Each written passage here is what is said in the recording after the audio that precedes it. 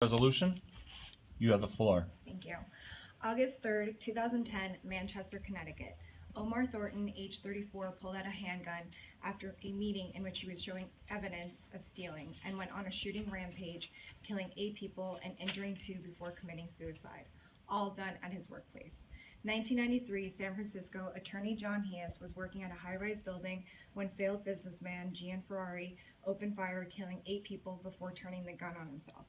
After the shooting, Hennis acknowledged that neither he nor other survivors of the tragedy believed a gun would stop the carnage. Good morning, everyone. These stories are just 2 out of many that show why having guns allowed in the workplace, especially in a workplace where alcohol is consumed, is a recipe for disaster.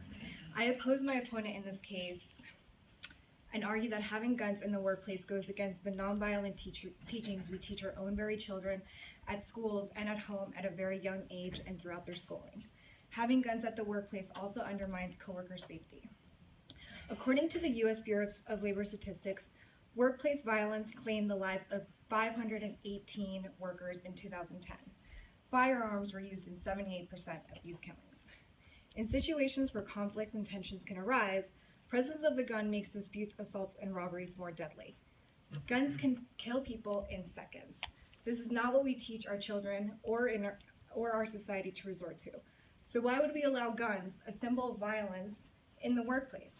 Studies have shown that environments where people do not resort to violence or weapons, and where people are able to solve problems verbally and in more peaceful matters, solutions are better derived. One might argue that killings can be avoided if more people have guns to use them in situations. Well, studies also show that many gun owners are not trained properly to use them in stressful situations. The risk of potential harm, especially in the light of the value of firearms, outweighs the benefits of protecting oneself and others. I argue that having people with firearms in the workplace could actually put the safety of others in harm's way.